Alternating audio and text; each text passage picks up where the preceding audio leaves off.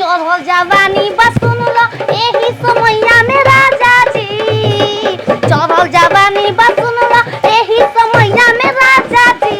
माजा मारे हमारा संगे चल मकैया में राजा जी तमाजा मारे हमारा संगे चल मकैया में राजा जी। ओहो प्याज में सुगंध आ गया। सास नहीं कोई प्याज लाल हो जाला तब दली हो मुगरा मछली हाहाकार के बनी। मसाला पीस लेल बानी हो हमारा घरे आओ तो बड़ा अच्छा हो बड़ा अच्छा।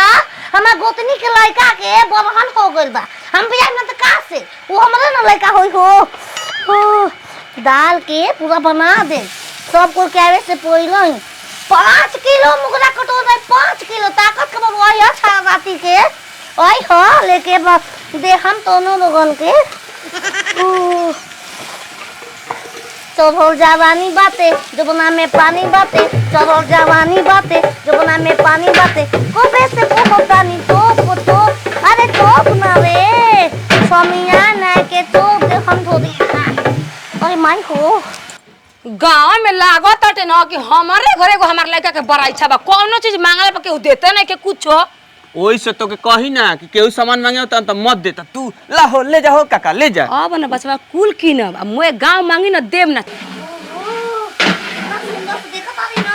टूट जाई राजा जी पलंग सागवान के टूट जाई राजा जी पलंग सागवान के मसाला डाल ओहो टेस्टी मुगरा बनाएंगे हो टेस्टी हलवाई फेन करेंगे दारू तू पकवा दे बुआ मोटवा देखो ऊपर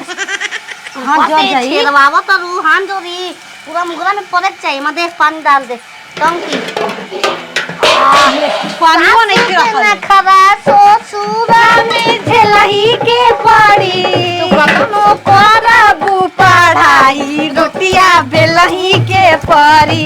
कखनो करबू पढ़ाई रोटिया बे देख टंकी रे न रे हो ले दे ढक दे बंद कर खाए के तो निकाल थरिया में अबे मसाला भुजई पे ना कहला बहिए डले उतले पनियो गइल मसाला पूरा बन जाला एक ढक्कना कहां बे बेटा मनक दे मनक डाल पहले हां रुक जा ई करे ओए ई का बनावो तो ओही ए भगवान हम गइनी बर्तन मांगे ई बोसड़ घरे छलक के तैयार कर मनक नहीं खे हेने बनी का गई तू ही ना कह के गइल रही भोजी के अरे हरामजादिया हाय गत हो डाका चावल ठेले बे हे माने बड़ा एक बार 5 किलो मुर्गा हो हम माना कर के मा बनाई बोले आ देख ल कतले बनी तो गांव में अब हलवाई की जरूरत नहीं थे बस तू हलवाई बन अरे ना करो खाते कर संग मुंह लागे ले आवेला मन तो हियो कर ना भौजी निमन के ना बोल लिया नमक बा दादी कैसे छौकले रे का छौकली है पूरा लेपसी मिल जी तोला के बाद में बता दे लूर हा कुछ के ले पछी डाल देलू सीधा मसाला डाल दी सब नहीं मुया से पूरा पूछ के बनल बनी बिया बनिया कैसे बिया हां उजाना पिया निमन बनावे में खा बनाया के का बहनिया क दला हटा दे रे दाल नमक डाल बनो ए ये मकान तब ना भुजा नमक दा फिर लेखे नहीं डाले रे नहीं ठीक लेके भूल करे दोबारा डलवाए थे दोबारा नहीं की हुई पहले बा नमक नहीं होने डाले में मैं चीख ले मैं पहले चीख ले राम रस अरे माई डाल ले दिया राम रस डाले के बाबू भाई बाबे मसोरे डलाते बा ओए हो भगवान जी कम हो जाओ बेसी मत होगन रहे दा कम में बारू तो गए जा ओ निकाला एक अपना के लेके आते कटोरी चिखल जाई भाई का है कटोरी लिया चार मसाला डाल के कति उतार के दाम खाई तू तो संगवा रहलू हो तहरा कहे के कि माय गुल में बर्तन लिया भौजी रुक जा ऐसे का के सास नहीं कहली यही में बना दे तनी बना हम का जानता रे बचिया ए संधी छिनार बोलत रह साल जबे तबे बचिया पापा का करे रे जा मगोरे हां आज मगोरे हित कोनो तो तू का करे रे हम हिते का नहीं ना रे तोरे का छिनारी नेवता दे देल बा काम करना तना काम में हम बनाओ तो आज खनुमाई में हम पानी गोड़वा लाग ले जितना हिस्सा हम लगाए उतने हिस्सा खाए के पड़ी अरे ठीक बा तोर मामा नानी ना चलिए मगोरे तोहार चलती रही ना त खैला बिना मुआई देबो तू हमारा घर में पकड़ा रे, तू ही ना मोले रहे रे। आप तू हमारे सास संग पकड़ा ना मम्मी कोई हो ई कोई बात ना कहा जरा रे, का हो ई कोई बात ना। जा तो न्योता देबे तुम बोला राम राम सादिन जी। बड़ी रउआ लेट कर दिन बताई हित गन के संग संग रउआ आवतन त अपन में बेगाने में का फर्क बची। ऐसन बात नहीं कि गाड़ी वाला इतना धक्का धुकी रहत। रउआ पाता बा आवा हे यार खड़ा हो जा हे तो हिला द्वार पर बूढ़ पुराने बैठा ना हित गन के संग त बात कुछ अलग सही रहे। कहा का हो मारे लो पापा आ गुलाई जरे बेली ए में कने में अरे बूढ़ पुराने रख लो बतासो लेके आ जान त हम खुशे हो जाना दलिदर करके हाउ तू तो बिजली दल बारी पसुरा में बात कुछ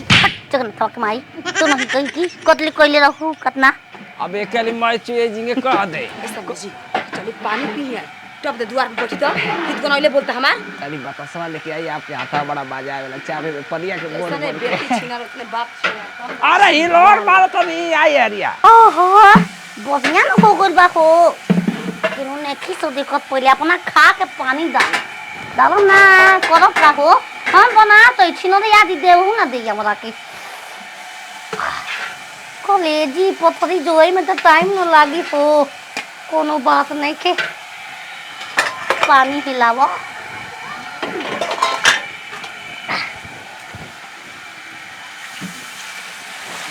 आवा आवा हो पापा ए पापा बहन गोइल चला दे हाय के करा खातिर निकल आइल बा कॉलेजिया बिदैया खाती बिदैया हमनी घर के यो न मोसड़ा बालका भी लई तू बाड़ हित गन के खाए ले पहले बाप रे बाप ए छिनार कहा ना कि बड़की भी ले चटनी तू बाड़ू नहीं हम कुछ मिलल खाए के रे खाना को बनाई हम बनी तू बना तो हम तो खाता रही ससुरा में ना पहले बड़ आदमी खा ना तब पतो खाल से माई दूर सिखैले बिया छत पर लुका के खाए का हवा लुका खो चली हाथ धोके हाथ धोके हाथ धोके अब हम ना बना लो ए बाबूजी रउआ आइल बहिन त अपना बेटी के लेके चले 6 महीना खातिर तनी हमनी को सोचे से रह ले। अरे बचिया अब का करबू ओइ जो ए हलिया ए जो ए तरकी माई के लिए कढ़ाई में बनावे खातिर मुर्गा उ ढांचा में खा लेनी बना के तोनी के ना मिली भूंजल सुंजल। अरे ये क्या करते रे चट्टन एक नंबर का हमर भौजाई चट्टन एक नंबर के पागल हूं